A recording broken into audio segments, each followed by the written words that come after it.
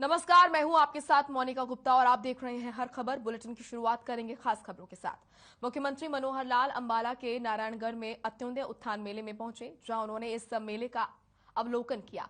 मेले में 18 विभागों की स्टॉल लगाई गई। इस दौरान सीएम मनोहर लाल ने सेवा पोर्टल का उद्घाटन किया। ये पोर्टल मुख्यमंत्री राहत कोष से आर्थिक सहायता के लिए लॉन्च किया गया है, जिसका मकसद बीमार लोगों को आर्थिक सहायता देना होगा। इस सुविधा का लाभ पाने के लिए ऑनलाइन आवेदन भी किया जा सकता है। और आपको बता दें कि इस दौरान सीएम मनोहर लाल ने कहा है कि हमारा उद्देश्य है कि कोई भी परिवार गरीब ना रहे, और साथ ही उन्होंने कहा कि बीपीएल की संख्या कम करके एपीएल की संख्या बढ़ाएंगे। इसके अलावा सीएम ने कहा कि हर परिवार का उत्थान करना हमारा प्रदेश सरकार का लक्ष्य है। हम 15 लाख परिवारों को 1.80 लाख की आय से ऊपर लेकर जाएंगे।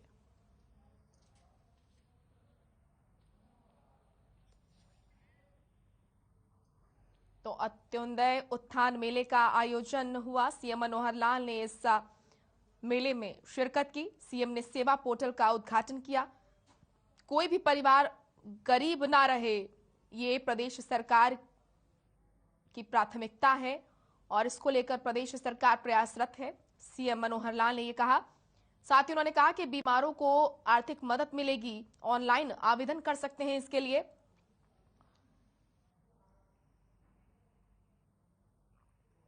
सीएम मनोहर लाल ने कहा कि हम 15 लाख परिवारों को 1.80 लाख की आय से ऊपर लेकर जाएंगे।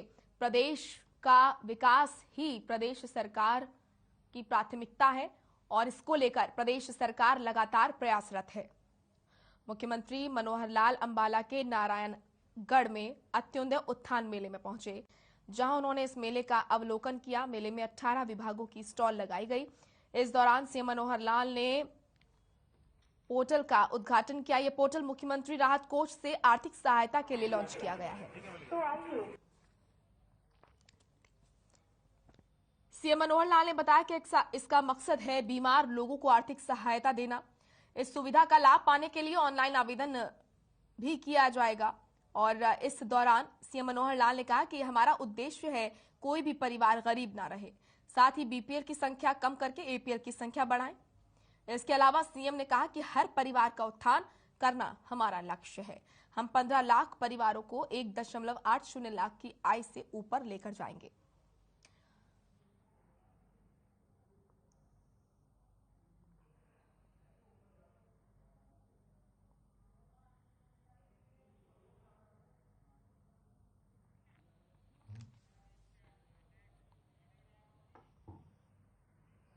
वहीं पिहोवा में जिला अतिरिक्त उपायुक्त अखिल पिलानी ने अत्योदय मेले का निरीक्षण किया। और इस दौरान अखिल पिलानी ने कहा कि मुख्यमंत्री अत्योदय मेले में सरकारी योजनाओं का लाभ देने के लिए 1832 परिवारों को चिन्हित किया गया है। साथ ही 22 विभागों ने अत्योदय मेले में टेबल लगाई है। इतना ही नहीं, सभी विभाग सरकार की योजनाओं की जानकारी लोगों को दे रहे हैं। इस अत्योदय मेले में लोगों को लोन के अलावा लघु उद्योग, ट्रेनिंग और निजी क्षेत्र में नौकरियों की जानकारी दी गई है।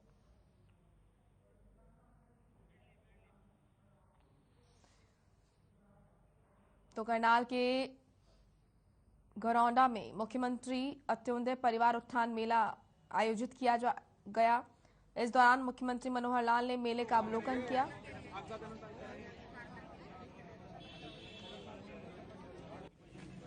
फिलहाल आपको बता दें कि पिहोवा में भी जिला अतिरिक्त उपायुक्त अखिल पिलानी ने अत्योदय मेले का निरीक्षण किया।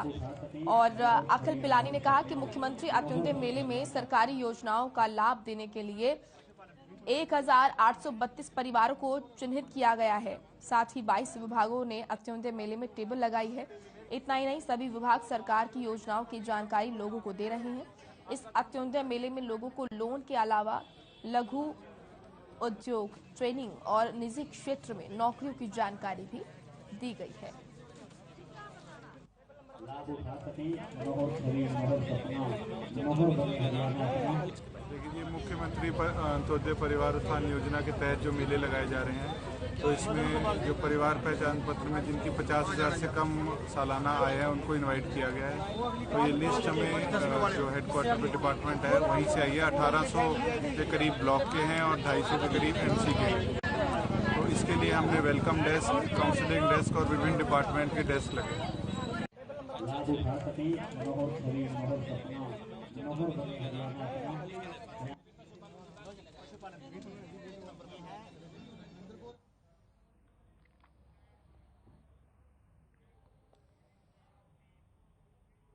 तो वहीं यूक्रेन के बिगड़ते हालातों के बीच चरखी दादरी जिले के 1 दर्जन विद्यार्थी पोलैंड होते हुए सकुशल अपने घर पहुंचे।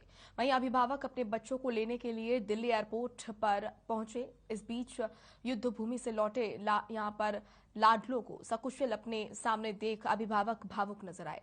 यूक्रेन से लौटे छात्र आदित्य ने बताया कि यूक्रेन में बहुत ही तनावपूर्ण स्थिति है, नाजुक स्थिति है। स्थानीय लोगों को खाने पीने का सामान भी उपलब्ध नहीं हो रहा है। और इस दौरान आदित्य की मां ने खुशी जताई, साथ ही उन्होंने सरकार का आभार भी जताया। कहा कि ऐसे संकट के बीच देश के नागरिकों को सकुशल वापस लाया गया है, ये बहुत ही सराहनीय कदम है।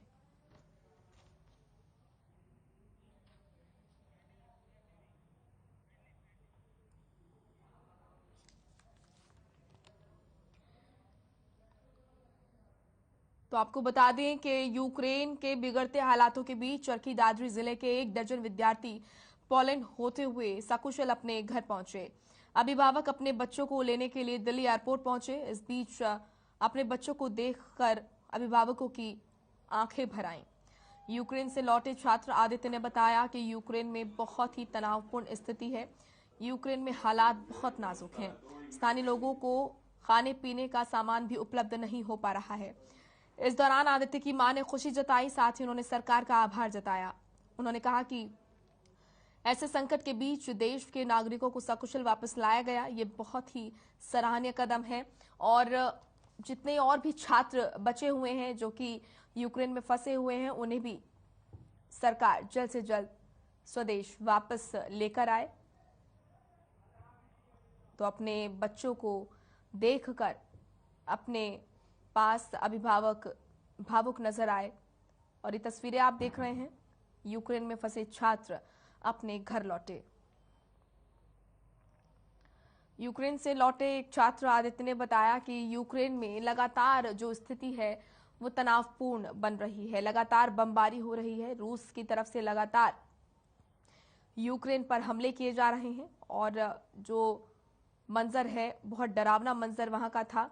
स्थिति बहुत ही तनावपूर्ण थी। वहां से निकलने के बाद आदित्य ने राहत की सांस ली है। वहीं आदित्य के माता पिता ने भी सरकार का इसके लिए आभार जताया।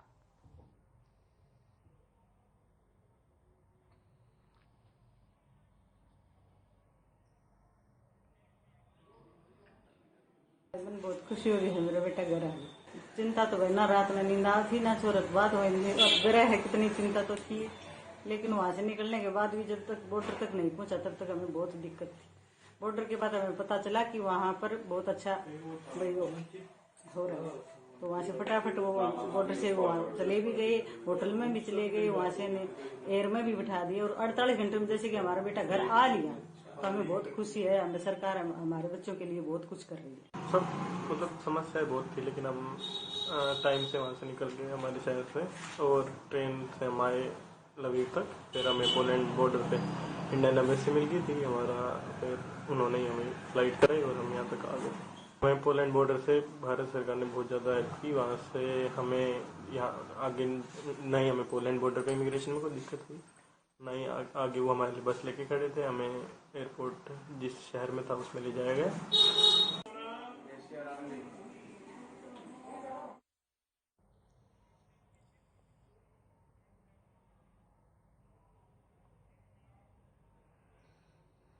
रूस और यूक्रेन के बीच युद्ध जारी है। ऐसे में भारतीय छात्रों का यूक्रेन से लौटने का सिलसिला लगातार जारी है। आपको बता दें कि अर्बन स्टेट निवासी साहिल और विवेक अपने घर लौटे हैं। ये लोग 28 फरवरी को हॉस्टल से निकले थे और तभी से परिजन पलके बिछाए इनका इंतजार कर रहे थे। ऐसे में परिजनों ने घर पहुंचने पर उनका जोरदार स्वागत किया। तस्वीरों में आप देख सकते हैं अभिभावक कितने ज्यादा खुश हैं अपने बच्चों को अपने पास देखकर। कैसा मेरा पुत्र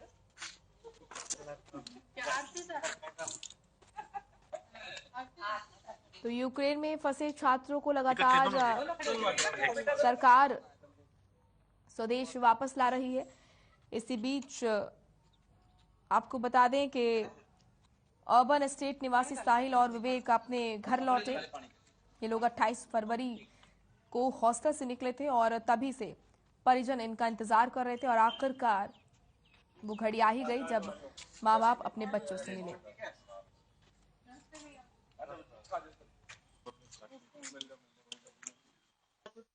अब हम बहुत अच्छा फील कर रहे हैं, यहाँ आ गए हैं घर पर और हम मोदी जी के बहुत बहुत आभारी। हाँ, बहुत अच्छा काम किया है और बच्चों को सेफ घर पर भेज दिया है, इसके लिए हम बहुत बहुत आभारी। तो बच्चे हर रोज बात होती ना, वहाँ इन हमको तो नहीं बताया, ये डर लग रहा है। अगर डरे तो गए बच्चे वहाँ, अगर ऐसा बमबारी हो रही है तो, लेकिन हमें नहीं बताया इन्हें। तो यूनिवर्सिटी में 4th क्लास में पढ़ता है अब।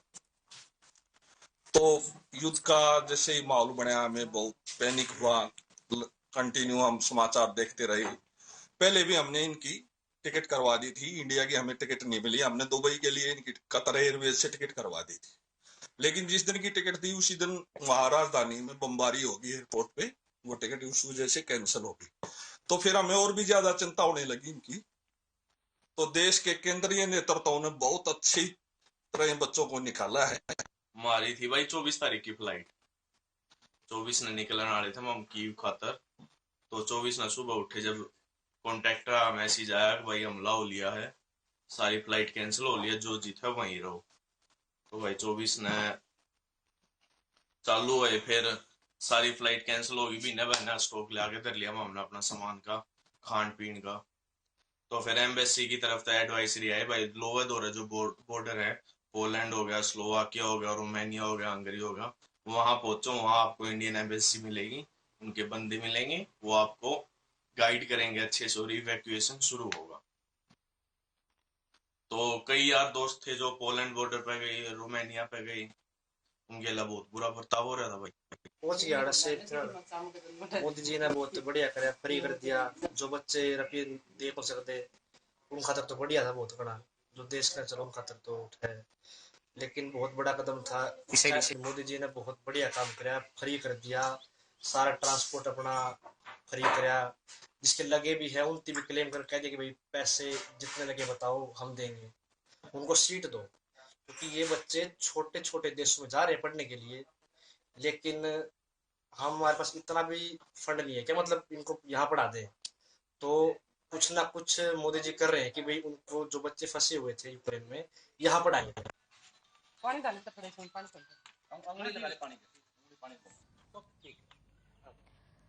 तो अपने बच्चों से मिलने के बाद अभिभावक काफी खुश नजर आए। काफी समय से इंतजार कर रहे थे कि यूक्रेन में उनके बच्चे फंसे हुए हैं और जल्द से जल्द वो घर वापस लौटे। ऐसे में जब अपने बच्चों को अपने पास देखा तो जाहिर तौर पर अभिभावकों के चेहरे खिल उठे और उन्होंने अपने बच्चों का जोरदार स्वागत किया।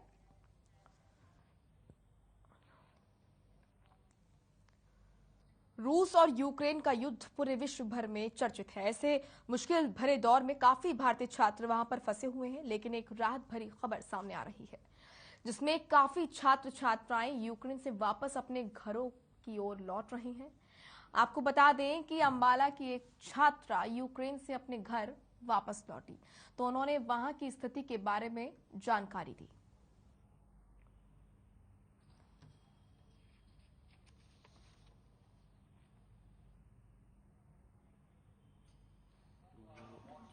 मेरी बेटी इशिका भूटानी जो विनित्सा यूक्रेन में MBBS की पढ़ाई के लिए गई थी, लास्ट ईयर भी उनका ये जो कोरोना क्राइसिस चल रहा था उसमें बहुत प्रॉब्लम हुई, और अब जो है ये जो वार क्राइसिस शुरू हो गया 24 से, उसके बाद बहुत प्रॉब्लम हो गई हैं। अब आगे इनके करियर को लेकर भी बहुत सी मुसीबतें आएंगी। अब देखते हैं तो इनका जब अटैक हुआ वहाँ 24 को, तो हमारे घर में सब जगह प्रॉब्लम होगी कि अब बच्चों का क्या होगा। और जैसी खबरें यहाँ पे न्यूज़ पर दिखाई जा रही थी, उसको लेकर बहुत ज़्यादा चिंतित थे हम। तो हमने इनसे कांटेक्ट किया और जो भी वहाँ सिचुएशन थी उसके बारे में ज्ञात हुआ हमें। सब कुछ प्रोवाइड किया गया था, काफ़ी अच्छी ट्रीटमेंट हमारी हुई थी रोमानिया में। फिर 2 दिन वहाँ रहने के बाद हमारा एयरपोर्ट के लिए हम लोग निकले, हमारा नंबर वहाँ पे लगा और हम लोग यहाँ पहुँच गए। तो इसके लिए मैं मोदी जी और अनिल विज जी का यहाँ हरियाणा के होम मिनिस्टर उनका बहुत थैंक यू करना चाहती हूँ कि उन्होंने ऑपरेशन गंगा को काफ़ी अच्छे से इम्प्लीमेंट किया और काफ़ी बच्चे यहाँ पे वापस आ गए हैं। मैं अपील ये करना चाहूँगी उनसे कि जो बच्चे खार्किव में अभी भी फंसे हैं उनकी हेल्प की जाए। वो बॉर्डर तक नहीं पहुँच पा रहे हैं, वहाँ ट्रेन्स में उन्हें चढ़ने नहीं दिया जा रहा, तो उन्हें वहाँ से इवैक्यूएट किया जाए, उनको फूड एंड ऑल प्रोवाइड किया जाए।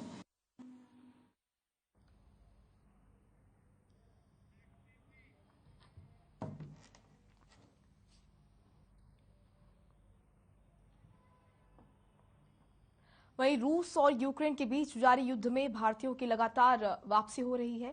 वतन वापसी से बड़ी राहत देने वाली खबर भी साबित हो रही है। यूक्रेन और रूस से जो कोई भी लौटकर वापस आ रहा है, समझ लो वो मौत के मुंह से आ रहा है। ऐसा ही एक खूबसूरत नज़ारा जो हम आपको दिखा रहे हैं, ये तस्वीर तो शाम की है जहां यूक्रेन से लौटे MBBS के छात्र चिराग का उसके परिवार वाले स्वागत करते नजर आए। चिराग के घर पहुंचने पर पहले तो परिजनों ने चिराग का फूल माला पहनाकर वेलकम किया और उसके बाद रिबन कटवाकर घर में एंट्री दी और केक काटकर खुशी जाहिर की। इन तस्वीरों में चिराग के साथ उनके पिता और बाकी के परिवार वाले भी खुशियां मनाते हुए नजर आ रहे हैं।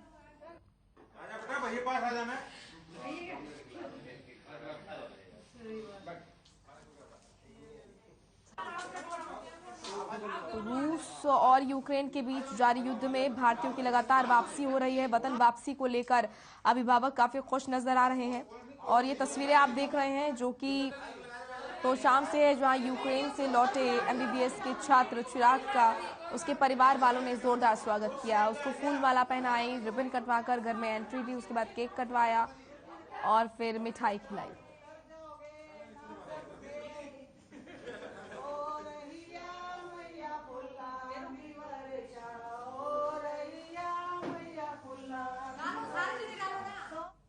हरियाणा के झज्जर जिले में समय समय पर लोगों को बेटी बचाओ बेटी पढ़ाओ के प्रति जागरूक किया जाता है और इसका असर भी काफी देखने को मिल रहा है। अब ये जो मुहिम है रंग लाती हुई नजर आ रही है। पहले झज्जर जिले का लिंगानुपात काफी कम था, लेकिन पिछले कुछ सालों में इस लिंगानुपात में तेजी से सुधार आया है। झज्जर की SDM शिखा का कहना है कि कन्या भ्रूण हत्या महापाप है और इसको जड़ से समाप्त करने की जरूरत है, जिसको लेकर हम लगातार लोगों को जागरूक कर रहे हैं।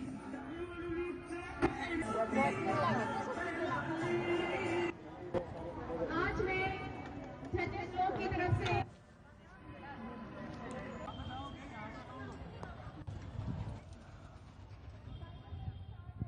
देखिए, बेटी बचाओ बेटी पढ़ाओ बहुत अच्छा सोच है। अगर जो भ्रूण हत्या को ही हम लोग रोक लगाएंगे तभी ये सब कुछ हो पाएगा। और बेटी होना तो बहुत अच्छे किस्मत की बात है कि बेटी होती है। और अगर हम बेटी को टाइम से पढ़ाना सुनिश्चित करेंगे, देख रेख में अगर हम लड़के और लड़की में कोई डिफरेंस नहीं रखेंगे और बच्ची को अच्छे से पढ़ाएंगे तो ही वो एक समाज में जाकर अच्छी महिला अपने कार्य को जो है संभालती है, वो दोनों कुल को संभालती है।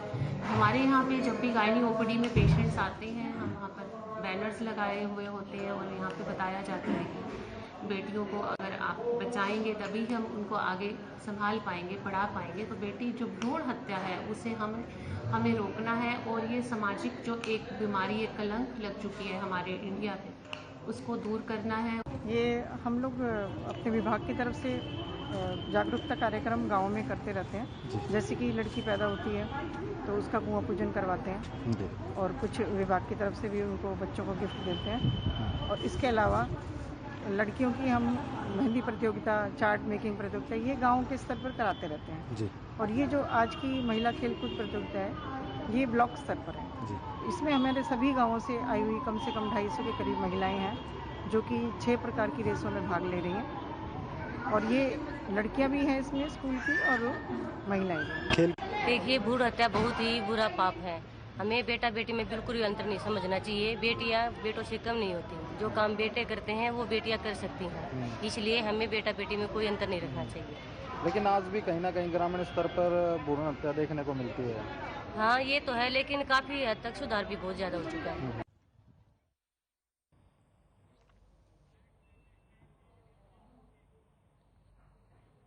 वहीं गोलाचिका में राजकीय वरिष्ठ माध्यमिक विद्यालय दाबा में नशा मुक्ति अभियान पर एक कार्यक्रम का आयोजन किया गया। आपको बता दें कि इसमें राष्ट्रीय जनशक्ति मंच की नशा मुक्ति मुहिम पूरे हरियाणा राज्य में चलाई जा रही है और जनशक्ति मंच के प्रभारी सुरेंद्र बंसल ने कहा कि जब तक जनता का सहयोग पुलिस प्रशासन को नहीं मिलेगा तब तक नशे को खत्म करना नामुमकिन है और साथ ही स्कूली बच्चों को भी नशे से दूर रहने का आह्वान किया और कहा हमारा एक ही मकसद है, राज्य को नशा मुक्त करना। जल्द ही राज्य को नशा मुक्त करके दम लेंगे।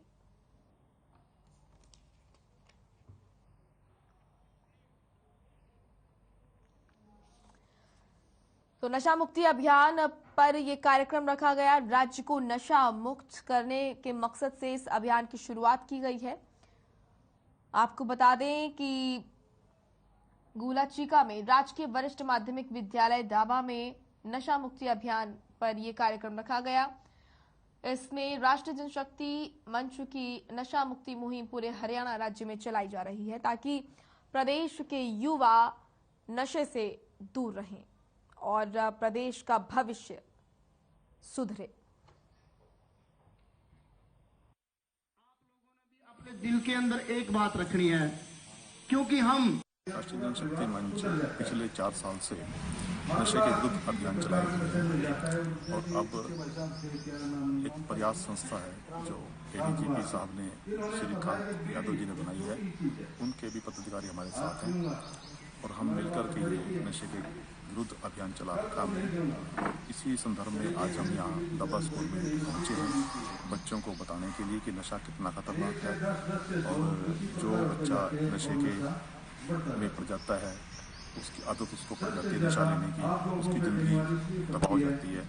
ये हम बच्चों को बताने के लिए आए हैं और हम ये चाहते हैं कि बच्चे नशा ना करें और जो बच्चे नशे में पड़ गए हैं वो छोड़ दें। बच्चे से ही उम्मीद करेंगे कि बच्चे अपने परिवार से मिलें, भैया अपने परिवार को कहें कि अगर आप नशा करोगे तो हमारे पर इसका बुरा प्रभाव पड़ता है, तो आप इस नशे से दूर रहें। और इसके जो नशे के संबंध में अगर उसका परिवार नशेड़ी है तो उसका साथ में चाचा ताऊ भाई और भी बहुत कुछ है, उनसे इस बारे में संपर्क करें कि मेरा परिवार इस तरफ जा रहा है तो मेरे परिवार को बचाओ। अगर बच्चे इस प्रकार से करेंगे तो एक दिन भारत नशा मुक्त हो सकता है।